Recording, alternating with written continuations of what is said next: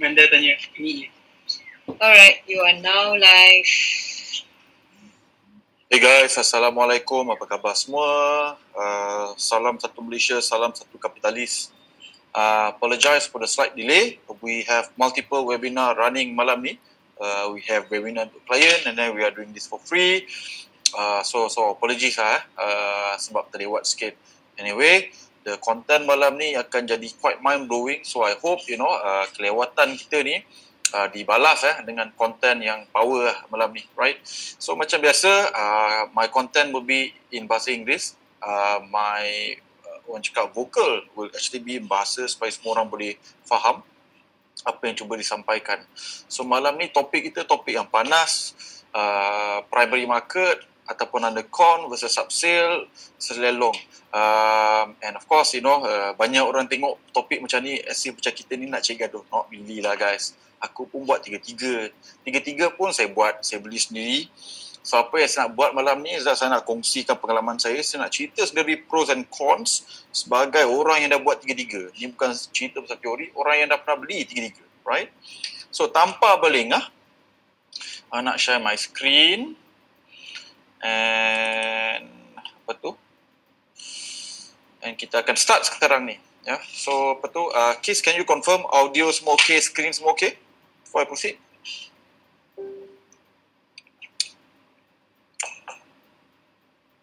Oh, Christina. See, I don't even know. Okay ke tak okay ni? See, Christina is running multiple event terus kot.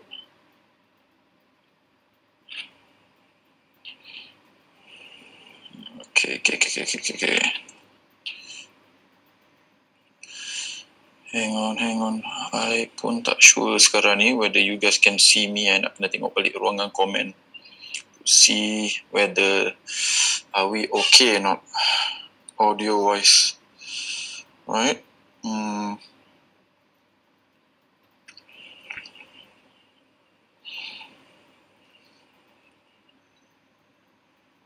Okay. I honestly tak boleh nak nampak. It's full screen, boss. Okay, you have confirmed it's full screen audio semua okay? Yep. Okay. So, like I said, topik kita is undercon versus subsale versus lelong. Apa nak kena buat tahun ni kalau nak beli tiga-tiga? Pada pendapat saya, berdasarkan pengalaman saya. And I nak cerita sikit pasal konteks dengan background dia. Okay. So, first and foremost, I dah beli semua. Right? So, I dah pernah main undercon, I dah pernah beli lelong, I dah pernah beli subsale. Right? And I dah buat duit pada semua. Okay. And in fact, the only time I pernah rugi duit is to beli property daripada primary market ataupun under construction property. Right? So lebih kurang saya dah beli lelong 9 biji, saya dah beli subsale hampir 10, yang baki tu semua yang lagi 40 lebih tu is all from primary market. Right? Yang saya pernah rugi 2 property daripada primary market saja, rugi lebih kurang 40,000 macam tu satu unit. Right? So, yang tu is kerugian saya daripada primary market, tapi yang paling untung juga daripada primary market, right? Primary market. So, itu memang orang cakap tak boleh nak contest lah, tak boleh nak fight. The most untung saya nak buat daripada primary market pada satu unit adalah harga naik 400,000 satu unit, and bila jual tu maksudnya untung 400,000, and sewa daripada siap sampai hari ni positive cash flow dia 1,000 lebih sebulan tanpa perlu buat sublet ataupun sewa bayi kepala. Sewa biasa-biasa je. Ya. So boleh buat 1,000 positive cash flow tiap-tiap bulan, right? And dah bertahun-tahun buat cash flow. So if you ask me hari ni preference saya, memang saya akan beli under construction. Memang in fact everything yang kita beli in the last 2-3 tahun adalah under construction. And for the next 3 tahun, we will only buy under construction property. Okay? So and kenapa kita suka under construction property ni, ada banyak sebab, but one of the benda yang kita suka tu is that bila kita dah faham 7 kriteria tu yang I akan sentuh sikit malam ni, okay, it's not difficult to get the result to be very predictable even if 100 hingga 200 property. Okay, now just because saya sendiri beli under construction property, it doesn't mean subsale property ataupun lelong property is bad. What I'm trying to say here is that kalau you cuba nak beli 100, it's almost impossible to beli 100 property daripada subsale ataupun lelong yang boleh dapat result yang lebih kurang sama. Right? So yang tu maksud saya. Ya, is very unpredictable. So seorang mungkin boleh beli, boleh buat 100,000, 200,000 capital gain daripada lelong ataupun subsale. Seorang mungkin boleh dapat deal tu. Tapi nak 100 orang susah gila. Okay. So therefore untuk saya dengan klien, naturally pilihan kita orang hari ni adalah primary market. Okay. Now, and then kalau you remember my plan untuk tahun 2020 is that daripada mula kita buka group ni sampai sekarang is that my plan sama je. Saya nak raise as much cash as possible daripada property yang sedia ada, buat all forms of loan, refinance dan apa semua tu. Tu strategi nombor 1. Strategi nombor 2 adalah beli property seberapa banyak yang boleh, gunakan 100% loan supaya bila ada the next property buran tu, I can make a few million. Okay, macam the last time I made 5 million from the last property buran, I want to make minimum 5 hingga 10 this round, right? So I nak guna loan 100% to go buy as many property as possible. And the cash yang ada tu, I akan beli stocks, undervalued stocks in the next 2-3 tahun with minimum upside of 200 hingga 300%. Okay, so therefore, kalau korang dah nampak plan saya pada tahun 2020 ni, the plan is very clear. I know what I want to do. My clients yang tengah follow I pun semua plan dia lebih kurang sama. Okay, kita preserve cash as much as possible untuk beli stock. And property kita ambil 100% loan kat sini. So therefore, you pun tahulah kalau kita beli subsale ataupun kita beli lelong, it's almost impossible to buy a property daripada subsale ataupun lelong guna modal tak sampai 5,000. Lelong mustahil. Kalau subsale masih boleh kalau owner tu sanggup ambil zero down payment, tapi still legal fee nak kena bayar guys. And legal fee biasanya minimum 5,000 even kalau you beli low cost. You know, both side of legal dengan SPA. Loan legal dengan SPA. So therefore, untuk kita orang ni yang nak prioritize cash untuk main stock 200%, 300% next 2-3 tahun. So naturally kita nak beli property yang tak perlukan banyak modal. Therefore kita orang punya fokus strategi saya dengan klien saya kat Farah Capital untuk tahun 2020 sampai 2022 is to beli primary market sahaja, right? So tak ada yang betul, tak ada yang salah. Ini is a question of strategi kita. Strategi korang hari ni apa? You know, if you want to buy property yang buat gain sebanyak yang boleh, so maksudnya you nak buat minimum 100,000, 200,000 daripada property in the next 2-3 tahun, so therefore belilah lelong. Right? Sebab ada je lelong yang you boleh beli at 40%, 50% below market. Dan kalau you beli yang itu, tak susah tu 100,000. Tapi capital kena tinggi. Right? So untuk kita orang yang tak nak pakai capital tinggi ni, kita orang hanya boleh beli primary market saja. Right? Sebab itu strategi kita. Kita nak beli property, gunakan capital sekurang yang boleh. Okay, now. So, bila kita nak pilih, nak beli primary market ataupun lelong ataupun subsale, kita kena tengok 4 faktor ni. Okay. First and foremost is cost ataupun capital. Duit dalam poket tu berapa guys? Right? So, kalau duit dalam poket you bawah pada 10,000, I don't think you should look at subsale. I don't think you should look dekat auction at all. Sebab tak cukup. Okay. That's the reality. Okay. Sebab both biasanya akan perlu pakai banyak cash. Nanti saya tunjuk. Nombor 2 daripada segi risiko. Right? So for me, the answer is very simple. Risiko bergantung kepada apa yang kita tahu. So nanti akan tunjukkan in general risiko dia macam mana. Third sekali is that berapa ROI yang you nak. You nak buat 100% daripada capital you. You nak buat 200%, 300%, 1,000% daripada capital you. So nombor 4 is that result yang kita boleh dapat tu ROI and sewa ni, is it standard semua orang boleh dapat ataupun anomaly? Maksudnya satu orang yang special tu je boleh dapat. Alright? So therefore, kalau you nak pilih lelong, primary market ataupun subsale, you kena tengok 4 kriteria ni, lepas tu baru you boleh decide you nak beli yang mana. So tak ada yang betul, tak ada yang salah. Dia bergantung kepada 4 benda ni. Now, let's go through the first one, capital. Now, kalau you nak beli capital kondo 400k hari ni kata kan. So normally untuk under construction tak susah untuk beli kondo 400k modal dia kosong ataupun 1,000, right? So untuk subsale biasanya you kena letak 10% down payment. Ini paling busuk I pernah jumpa pun is orang collect 2%, 1%, 3%. Right? So minimum kena ambil is 5,000, 4,000 hingga 5,000 lah. Itu like macam rare gila. Most people minta minimum 10%, right? Bila you nak beli pada subsale. Auction macam biasa is 10% off reserve punya price.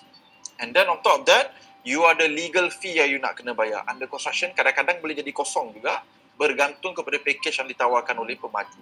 Subsale biasanya tak akan kurang pada 10,000. 10,000 tu to me is very very low. So of course kalau you pembeli rumah pertama, you akan dapat all this waiver of stamp duty dan apa semua tu, saya letak 10,000. Auction 5,000 pun sama juga.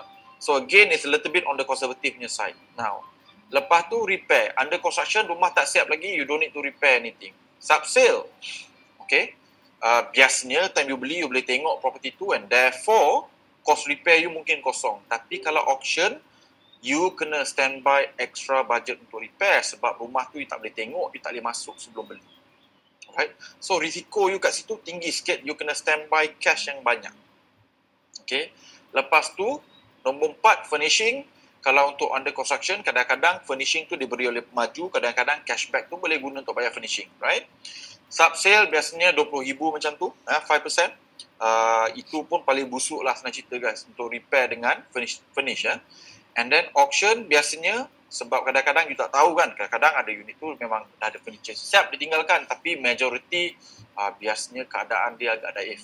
Alright, so therefore, cost you untuk furnish dengan repair untuk auction ni, you kena budget tinggi sikit. So, if I were to give a summary daripada segi capital, first kali kita tengok capital kan. Under con, dia punya capital paling rendah. Sub-sale biasanya moderate, auction paling tinggi. Senang cerita macam ni lah guys, kalau korang duit banyak berkepuk kat bank, tak tahu nak buat apa, look at lelong hari ni.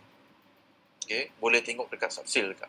Sebab these two require a lot of cash. And kalau kita ada kemampuan, right, and duit tu memang cash extra, bukan reserve saving kita apa semua tu, auction dengan sub-sale is very very safe. Okay, under construction risk dia tinggi. Okay, so capital wise undercon akan menang daripada segi capital berbanding dengan sub-sale versus lelong. So senang cerita, tak ada duit, korang kena belajar undercon. Yang mana yang ada banyak duit, ada option untuk beli under construction, sub-sale ataupun lelong. So tu reality dia. Siapa yang banyak duit, dia ada banyak pilihan. Siapa yang tak ada duit, pilihan korang sikit lah macam I. No, I pun tak ada duit juga. So that's why I pun main undercon je. Right? Or lebih kepada I tak nak pakai duit I untuk beli property. Gitu. Alright? Now, itu kriteria pertama tadi which is capital. Kriteria kedua adalah pada segi risiko. Now, I can cakap tegang-tegang guys. Risiko under construction adalah paling tinggi berbanding dengan sub-sale ataupun lelong. Okay? Because sub-sale dengan lelong ni benda yang dah siap, benda yang dah ada, you boleh tengok market value berapa, you boleh tengok bank value berapa, you boleh tengok kadar sewa berapa, semua benda tu dah wujud. Pergi tengok Mudah, pergi tengok iProperty, you can go and see and you dah boleh dapat information tu. Under construction, ilmu you kena at least 3 atau 4 kali ganda berbanding, you nak kena tinggi lagi berbanding dengan you nak main sub-sale ataupun lelong. Kalau sub-sale lelong, tengok market value, tengok sewa, boleh cover, jalan. Okay, mudah guys. Under construction nak kena tengok risiko pemaju. You nak kena boleh ramalkan berapa harga property ni. Fair value dia masuk akal ke tak masuk akal. Nilai sewa dia pada masa akan datang ni masuk akal atau masuk akal versus harga yang kita beli. So banyak lagi research yang you nak kena buat bila you nak main under construction property. Sebab tu saya cakap, ilmu kena tinggi kalau nak main under con sebab risiko dia lebih tinggi. Okay. Kepada mereka yang ilmu dia sedang-sedang je, yang you guys follow di sekolah, cash flow saja, maybe and korang ada capital tu, sub-sale dengan lelong is by far better untuk korang berbanding dengan primary market. Okay. So ni terus terang cerita pasal risiko. Alright. Now, so bayangkan untuk beli sub-sale dengan lelong, benda yang korang nak tahu, korang bayar market value ataupun lagi rendah. Right? Lepas tu harga sewa berapa? Boleh cover ke? Tak boleh cover installment. So dah tahu dua benda tu, dah boleh decide dah. Boleh beli ke tak boleh beli. Right? Untuk primary market, benda yang korang nak kena tahu tu adalah jauh lagi banyak berbanding dengan nak beli pada sub-sale ataupun lelong. First, you kena faham konsep new versus old. Berapa premium yang masuk akal ya, bila you nak beli property baru versus old property kawasan yang sama. You nak kena faham median harga kat kawasan tu. You nak kena faham konsep tiering. You nak kena faham konsep property booster. You nak kena tengok supply. You nak kena tengok maturity point. Bila kita start boleh buat duit daripada property tu, lepas tu last kali, adakah property yang kita beli ni ada multiple rental option? Kalau you guys nak kurangkan risiko, tak boleh disewakan. Okay. So, terus terang saya macam cakap, okay, I dah buat tiga-tiga. By far paling susah is primary market. Senang cerita macam ni lah. Kalau ilmu tu sikit, tak payah masuk. Just buy sub-sale, just buy lelong if you guys ada duit. Okay. If ilmu tu sikit je, you guys tak sesuai main primary market. Okay. Sebab you nak kena tahu semua benda ni before you boleh beli primary market. Okay. Sebab kalau you tak tahu, dan you akan berjudi ataupun ikut nasib. Some you akan beli akan untung, some you akan beli akan rugi. Okay. So jangan jadi orang yang belajar separuh lepas tu terus menggelupur nak buat. Lepas tu meroyan bila property dia rugi. Sebab hari ni ramai je orang yang beli primary market rugi. Ya. So cuma mereka yang beli primary market rugi ni dia meroyan dia kuat sikit bandingkan orang yang beli subsale lepas tu rugi. Ya. So dia diam je. So primary market ni orang cakap risiko dia tinggi sikit. Ya. Now, lepas tu third sekali is that ROI. Korang ni jenis yang whereby daripada segi modal tu banyak ke tak? Nombor dua is that berapa percentage ROI tu penting ataupun tidak. Now, so kalau I guna contoh ni kan, under construction ni katalah kan, buat gross profit dia 75,000 saja. Okay. Oops. Dalam kes ni kalau tengok gross profit ni 75,000 saja daripada under construction property, subsale dengan auction buat 150,000 gross profit. Tetapi sebab capital yang diperlukan untuk subsale adalah tinggi, auction lagilah banyak. Bila you tengok ROI dia lepas you jual lepas 10 years 150,000 bahagi dengan modal 70,000, you dapat 214% untuk subsale. Ya, untuk selepas 5 tahun. Okay. Lepas tu untuk lelong pula you dapat 188% keuntungan versus modal lepas 5 tahun. Tapi untuk under construction, sebab walaupun untung separuh berbanding dengan subsale ataupun auction, tapi sebab modal tu sangat sedikit, 5,000 je kan. In this particular case, you punya profit from a percentage punya point of view is 1,500% in this particular example. Now, yang ni is tak even macam paling ekstrim sebab saya dah beli banyak under construction property yang I literally paid zero. Right? I beli property tu and I dibayar lagi ada. And I buat untung 6 angka. So dengar, I keluarkan modal kosong and buat untung 6 angka. So, you tak boleh buat benda tu kat subsale, you tak boleh buat benda tu kat lelong. You macam mana pun modal tu kena keluar. Right? Under construction is the only play yang sesuai untuk orang-orang miskin macam saya ni. Okay, kalau you miskin macam I, okay, you join I main undercon. But kalau you guys macam kaya, bapak menteri, duit ada berjuta, beratus ribu, kepuk dalam bank, yeah, maybe you should just focus on subsale dengan auction. Dengan masuk primary market ni. Bagilah orang lain macam saya ni peluang untuk buat duit, kawan-kawan kan.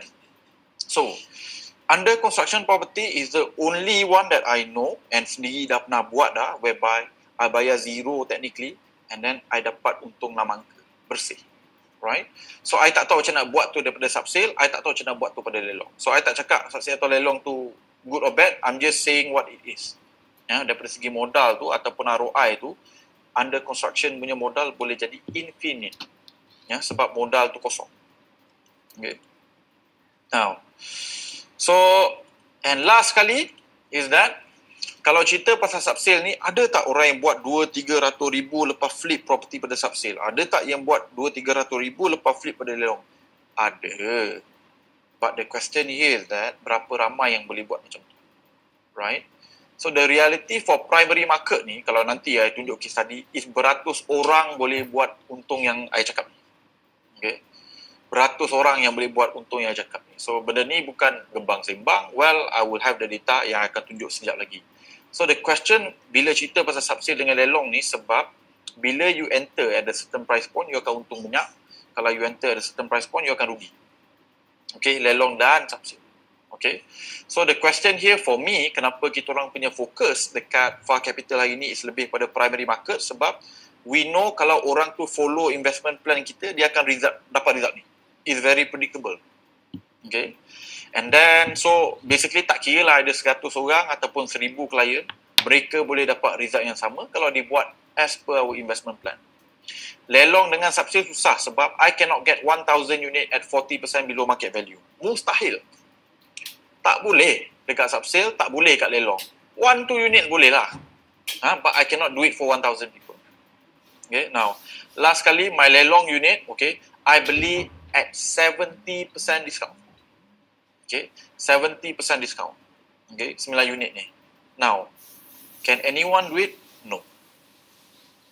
Right? So that's why I cakap, benda ni, is it predictable ataupun anomaly. So, I pernah beli lelong at 70% discount. So, by right, I should be very highly favorable towards lelong. Tapi bila I tengok ROI, tengok capital yang dikeluarkan, modal untuk repair apa semua tu, walaupun beli at a 70% discount, kita orang punya untung hari ni katalah kalau kita orang jual at for sale value, tak sampai pun 100% profit, right? Lepas 2 tahun. So, for me, return on capital tu okay lah. It's not too bad. It's definitely far more than ASB. Tetapi, is it as great? Not really. Ya, ni sebagai orang yang dah pernah buat tiga-tiga. Okay. Now, so yang ni pula is an example of apa yang klien kita beli. Bila cerita pasal predictable result dengan anomaly dia. Dia beli pada harga RM420,000, siap tahun lepas. Okay. Bayar bank bulan-bulan hari ni RM1,800. Rental boleh dapat RM3,236 bila dia pakai rental strategi yang kita ajar. Churn hari ni lebih pada RM500,000 per rata ni. So basically beli 420 tak sampai 2-3 tahun lepas, hari ni dah naik pergi 500, dah naik almost 20%. Tak sampai 3 tahun. Okay. Sewa pula positive cash flow, 4 angka gross cash flow dia. Right. So macam saya cakap, semua yang buat strategi saya cakap semua dapat. Ya, ada yang dapat 32, ada yang dapat 36.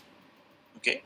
So that's why saya cakap, bila primary market ni, it's not that difficult to dapat a predictable result. Okay. Bila dia follow the plan and of course follow the criteria. Okay.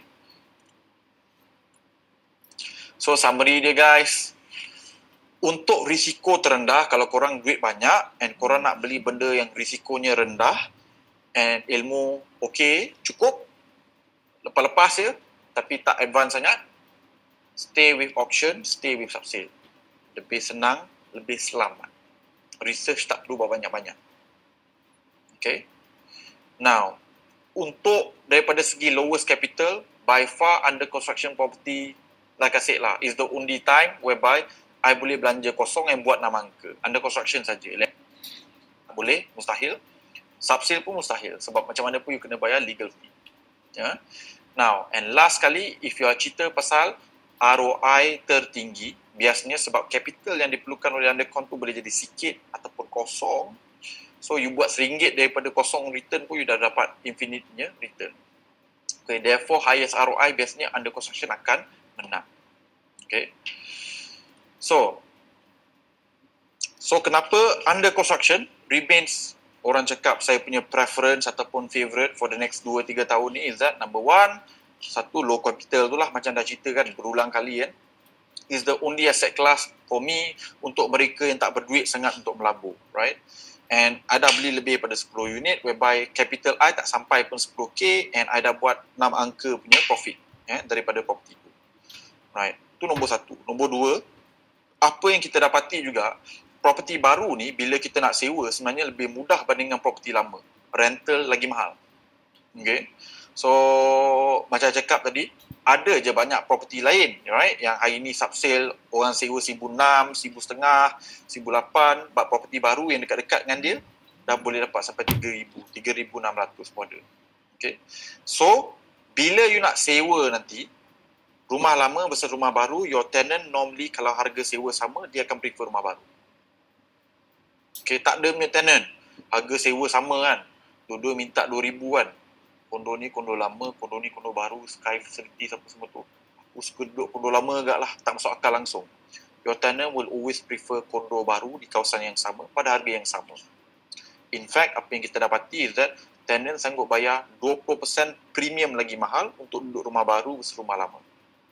Okay, kalau harga sama tak payah fight. Right? Up until 20-30%, tenant sanggup bayar lagi untuk duduk rumah baru bandingkan rumah lama. Okay. Nombor 3 is that hari ni I ada big community advantage. You know, we are now the largest private buyer kat Malaysia. Okay, we bought over RM1 billion worth of property and because of that, bila I negotiate dengan developer, I can easily get a 20-30% discount. So therefore, kita orang ni ada huge community advantage. So for me, bila you ada advantage, you tekan kau lah advantage you, right? So again, you know, if people want to buy property subsale at lelong 30%, 20% below market value, that's fine. Tapi kita orang tengah buat benda yang sama. Kita beli property baru, awal orang lain kena keluarkan modal RM50,000, RM100,000, kita keluarkan RM5,000 ataupun RM1,000 modal untuk dapatkan advantage yang sama. So, for me, apa advantage yang kita ada, kita pergunakan. Lepas tu, number 4, bila kita beli property which is grade A, kita sebenarnya tengah beli property baru, actually lagi murah berbanding dengan subsale di kawasan yang sekitar dia.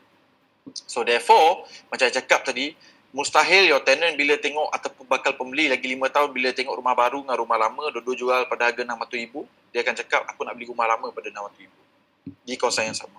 Biasanya pada harga yang sama, rumah baru confirm menang. Ya, mana-mana kawasan pun kita pergi, kita nampak benda yang sama. Right? Lepas tu, last kali, capital gain, kalau you beli, you observe the 7 kriteria yang dah ajar tu, ya, dah kongsikan tu, biasanya you akan dapat capital gain you lebih tinggi, cash flow you pun lebih tinggi berbanding dengan sub-sales. Ya. The best, orang cakap, capital gain I pernah jumpa from one property yang I sendiri beli, tapi it's not the best property, is yang I beli sendiri, is di Tuangsa Central, RM400,000 naik satu unit. Okay, RM400,000 satu unit. Saya ada more than satu unit lah. Right? So, for me, as orang yang dah buat benda ni, memang, senang cerita macam ni lah guys. If you dah buat banyak berjuta daripada undercon, mestilah you akan cakap undercon okay. If you dah buat berjuta daripada lelong, you akan cakap lelong okay. And if you dah buat berjuta pada subsale, you akan cakap subsale okay. Kita buat benda yang ada berdasarkan ilmu kita, yang mana kita dapat advantage paling banyak. So, my advantage today, hari ni, community saya ada advantage whereby kita orang beli primary market way cheaper than someone else. Okay, so therefore, kita orang akan ada lah advantage ni, and therefore, kita orang dapatlah semua ni. Okay, now, so you dah tahu dah kenapa I suka primary market. So sekarang ni I nak bagi you guide, kalau you tak nak rugi beli subsale ataupun you tak nak rugi beli lelong. So kalau you tak nak dengar guide ni, terpulang pada you. Tapi I punya ramalan here is that just because you beli subsale, risiko you rendah doesn't mean you tak boleh rugi. Sebab sekarang ni kalau you tengok, many subsale across the board dah jatuh harga 10 to 20% in the last 2-3 tahun. So subsale lah, dengar, dah jatuh harga 10 to 20% in the last 2-3 tahun. Okay, you tengok kat Bukit Jalil, Vista Commonwealth, Arena Green, you tengok dekat Cyberjaya, tak payah cerita, almost everything sebab supply. Even if you tengok dekat say Wangsa Maju dengan Jelatik, you akan tengok kondo-kondo lama macam Desa Putra, Villa Wangsa Mas, Riana Green, ya, jatuh harga berbanding dengan peak dia 2-3 tahun lepas, and dah jatuh at least 10%. Ada tempat dah jatuh 20 hingga 30%.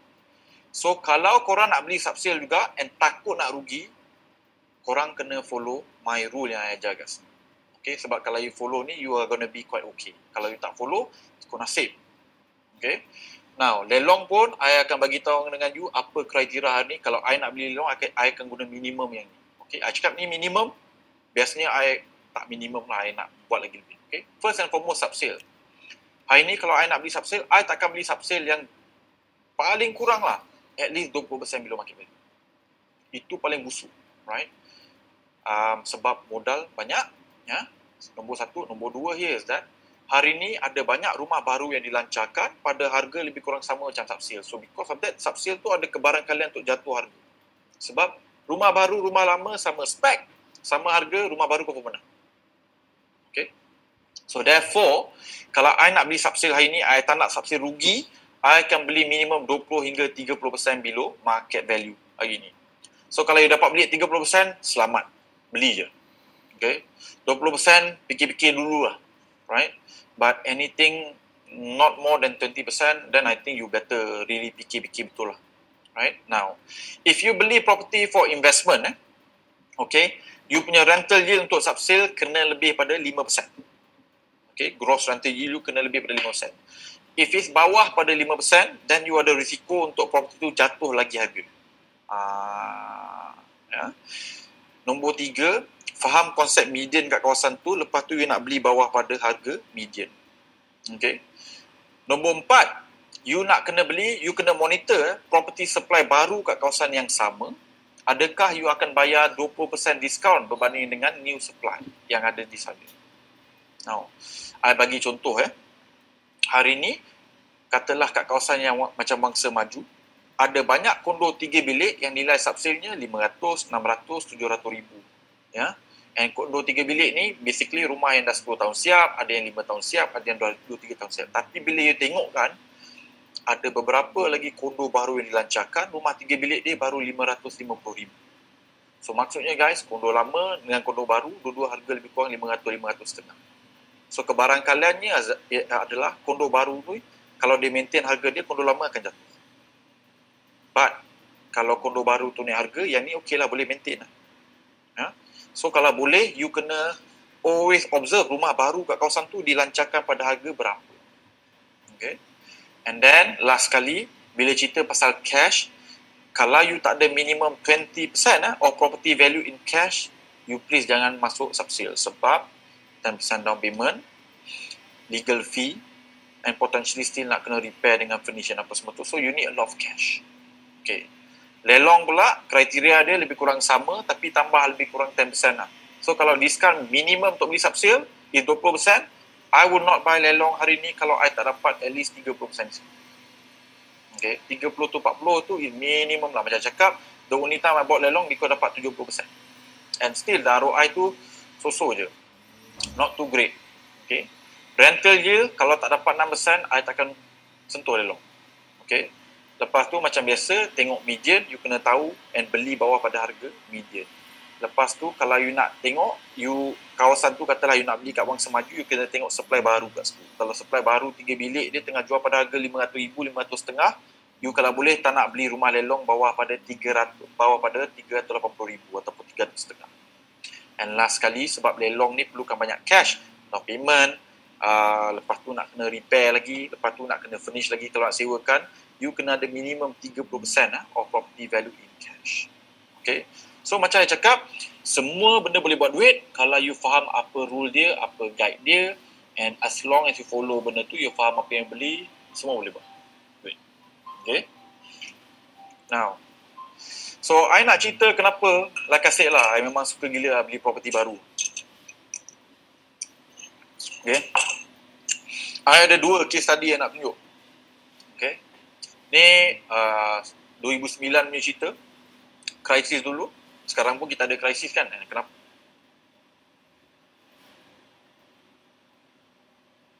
I prefer rumah baru lah.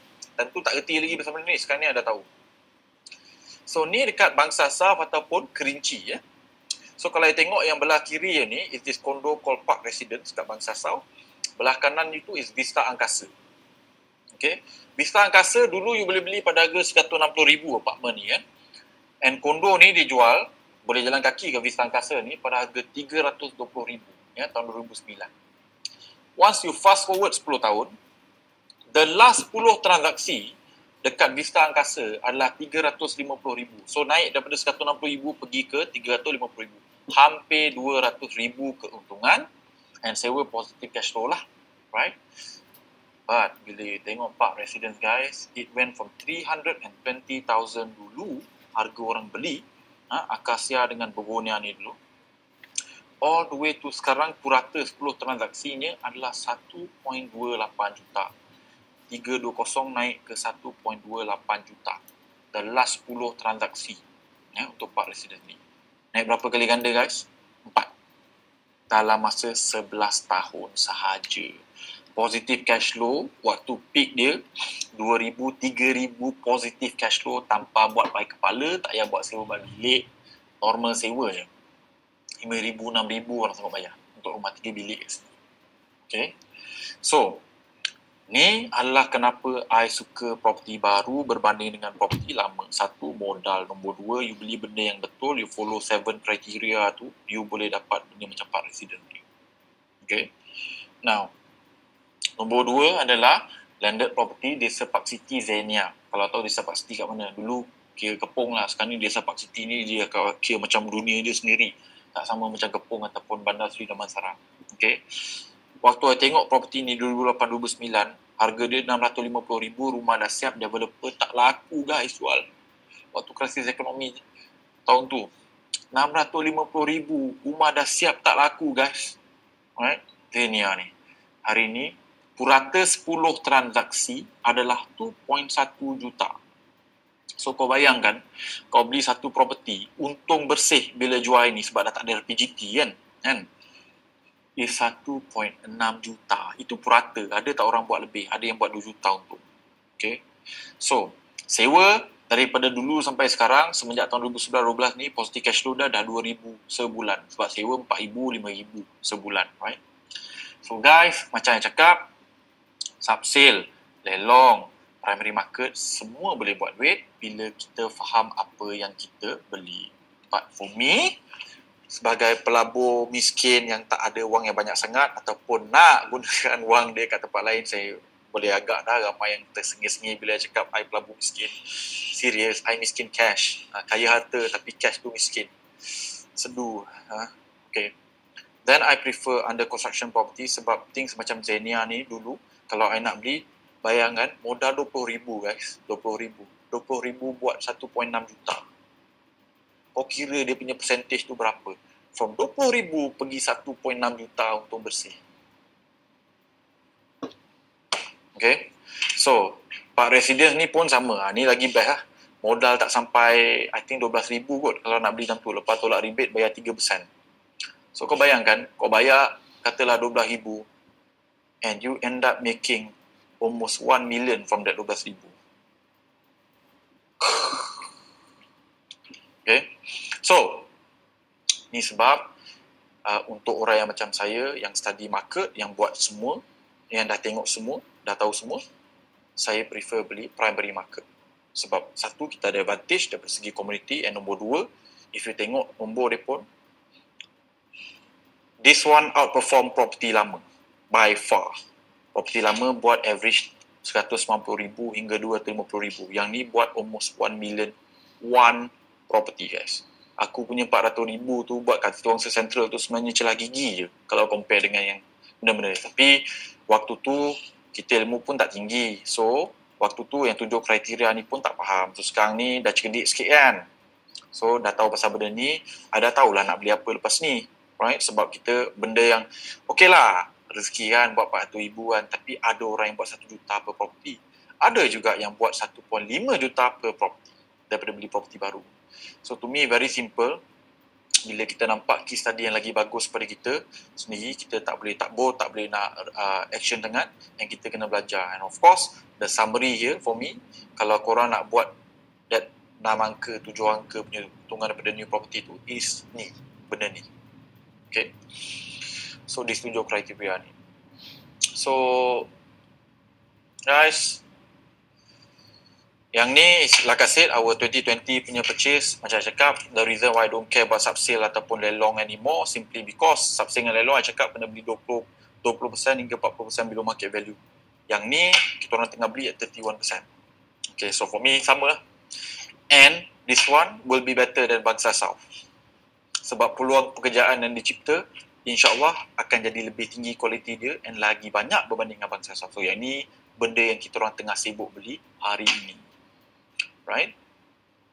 So guys, I nak buat recap sebelum kita habiskan webinar malam ni. I apologize again sebab lambat sikit start, tapi I harap ilmu I kongsikan ni banyak buka mata. For me it's very simple. I nak buka mata, right? Whereby dia tak ada salah, tak ada betul. You buat subsale pun boleh buat duit, lelong pun boleh buat duit, primary market pun boleh buat duit. Tapi terus terang cakap, tak ramai orang boleh buat duit daripada primary market. Okay? So therefore malam ni I kongsikan sikit ilmu saya kenapa I prefer primary market. And then siapa nak follow boleh follow, siapa tak nak follow terpulang, right? Ikut masing-masing. Benda ni tak ada salah, tak ada betul. So, senang cerita, summary-nya adalah kalau kita faham benda tu, tak susah untuk buat duit. Tak kira lah lelong, subsale ataupun undercon ataupun primary market. Right? Kalau you ada cash yang banyak, auction dengan subsale jauh lebih selamat berbanding dengan primary market sebab banyak benda study yang kita nak kena buat bila beli primary market. Lelong dengan subsale ni, to be honest, lebih simple, lebih selamat. So kalau you ada cash, my suggestion to you tak payah nak fikir banyak, tak payah nak pening-pening kepala, and you setuju, you tak berapa setuju dengan you nak beli cash, and you nak gunakan banyak cash untuk beli property, then to me you just stick to subsale dengan auction. Okay je, insyaAllah boleh buat duit. Ya. If you follow yang I cakap kriteria tadi lah. Okay.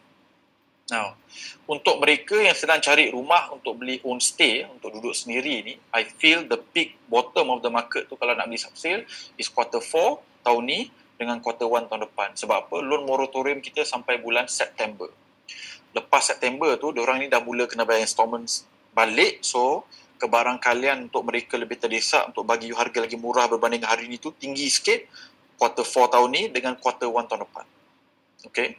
So therefore hari ni diorang tak terdesak, so mungkin harga dia tak berapa rendah sangat. Okay. Now, kalau orang yang hari ni tersalah beli property yang nak jual, I akan jual sekarang. Ya, waktu ramai orang tengah tak terdesak nak jual. Bayangkan lepas bulan 10 nanti ada 50 orang tengah jual harga yang terdesak, besar kemungkinan kita memang betul-betul kena potong harga kau nak jual. So, kepada mereka yang tersalah beli daripada masuk FRPG, alamak, yang sebab biasa kita jumpa klien kan, dah masuk jadi klien kan, astaga bro, kenapa lah aku beli property ni kan, lambat jumpa apa sebetulnya. Okay, jual sekarang. Yang mana salah beli, jual sekarang. Okay, to benefit you ataupun your knowledge advantage hari ni, right? Sebab nanti quarter 4 tahun ni dengan quarter 1 tahun depan akan ada ramai yang terdesak sebab if diorang ni hilang pekerjaan, kena bayar installment, dia takkan mampu. So therefore dia akan jual. Okay. Now, on top of that, market juga akan jadi sangat slow ya untuk subsale sebab cash yang diperlukannya tinggi. Okay. So saya rasa ada beribu real estate negotiator yang ada dalam grup ni, alhamdulillah nak belajar semua kan, ilmu baru daripada saya. So and of course we welcome you asalkan tak ada niat jahat. Okay. And I think you guys kena bersedia kot kalau korang punya specialization dekat subsale, market subsale tu akan slow sikit sebab if you notice kita ada recession, orang akan nak preserve cash as much as possible. So even lepas PKP ni dah tak ada, orang akan lebih konservatif sikit untuk bayar duit. Right? So therefore, untuk mereka letak 10% down payment, nak bayar 5% lagi legal fee dan apa semua tu, bukan ramai orang yang akan buat. So, FYI, market akan slow gila guys. Especially rent out there yang buat subsale. Okay? Rental will be good. Okay? Sebab bila orang tak beli, orang fokus kepada menyewa. Right? Lepas tu, kita punya ramalan here is that kita rasa value subsale ni akan jatuh. Ya, sebab like I said, orang preserve cash, tak nak beli, takut kena buang kerja dan apa semua tu. Therefore, mereka yang nak jual juga sebab terdesak tu, dia akan jatuhkan harga, buang harga lah senang cerita. So, disebabkan tu kita punya ramalan in the next 12 bulan ni is that subsale punya value akan jatuh. Right? So therefore, kalau you beli 20% ataupun 30% below market value hari ni, you dah selamat lah. Sebab kalau dia jatuh, dia takkan jatuh sampai 50%. Don't worry. Jatuh pun 10%. Yang paling kuat pun 15% macam tu. So kalau you dah beli at 20% below, okay guys, dah selamat. Okay, sebab tu I cakap tadi, dalam kriteria kalau nak beli subsale the next beberapa bulan tu, 20% hingga 30% below market, you guys are going to be okay. Okay. So as long as you observe 20% below market value ni, you are going to be okay. But if you bayar at market value hari ni, then you tengok je lah in the next beberapa bulan kebarangkalian untuk harga jatuh tu. Okay. And then of course last kali, macam saya cakap, kalau you skill you tinggi sikit, untuk ROI you daripada primary market tu will easily beat auction dengan subsale sebab modal tu sikit. Macam saya cakap tadi, in the case of Titiwang Central, modal RM20,000 buat RM400,000. Right? And positive cash flow RM1,000 sebulan. Tak bulan daripada siap 2011 sampai hari ni. So bayangkan rental return you tiap tahun tu is more than 50%. 50% ke atas ya. And macam cakap, if you are skilled, the amount of money you boleh buat pada primary market is actually better compared to subsales dengan lelong. Which is why today, if you look at my portfolio, subsale pun I buat, lelong pun I buat, tapi the bulk of it is dekat primary market. Okay, kenapa? Because to me, with the knowledge I have, dengan advantage berkumpulan yang kita ada secara community ni, it's not that difficult to buat duit daripada primary market anymore. Yeah. So guys, itu saja saya punya perkongsian untuk malam ni. I hope you dapat belajar banyak daripada sesi perkongsian malam ini. And kita ada orang cakap plan ya. Kita orang ada plan untuk mula charge untuk FRPG ni starting daripada bulan depan. So therefore guys, kalau yang mana yang dah ada kat dalam ni, korang still akan dapat free. So tak payah risaulah. Ni cerita pasal yang baru ni kan. Sebab if you notice banyak ilmu yang kita ajar ni is not ilmu biasa-biasa lah. It's not the most basic things dekat hartanah ni kan. So it's quite advanced and we want to continue to ajar ilmu advance ni. So therefore siapa yang dah ada kat dalam group ni, rezeki korang alhamdulillah you don't have to pay. right? So tapi yang mereka yang baru nak masuk ni, kita akan minta dia small fee untuk join kita punya FRPG. So kalau boleh sebelum kita buat benda tu, tolonglah ajak tag kawan-kawan bawa masuk supaya dia dapat masuk dan belajar benda ni percuma sebelum kita mula charge bayar. Okay, so I dah bagi tahu awal ni, dah bagi tahu siap-siap ni. Okay, sementara tengah free, ajak diorang masuk. And bila kita orang buat bayar tu, siapa yang dah ada kat dalam ni memang free. Okay, so you guys tak payah risau, don't worry. Kita nak buat benda ni macam cakap, My Spirit throughout PKP dengan MCO ni, benda ni still akan jadi free. Lepas PKP, lepas MCO ni, which kita ramalkan lepas raya, memang kita akan charge. Okay, so guys, please, sementara tengah masih boleh dapat free, ajak ramai-ramai kawan, family member yang boleh datang belajar benda free. Kita buat 2-3 webinar seminggu, and you can see here from all the past webinar, kita tak ajar ilmu basic sangat. Okay, so guys, tu satu. Nombor dua is that insyaAllah malam besok kita akan buat satu lagi webinar. Lepas tu on Thursday kita juga akan buat Q&A. So standby lah soalan-soalan korang yang mana yang panas-panas kan. Apalagi inilah masa nak tembak kan. So malam besok nanti I think Kis akan buat poster dia. Kita akan ajar topik baru, and kita akan kongsikan sikit premium of new versus old nanti untuk webinar malam besok.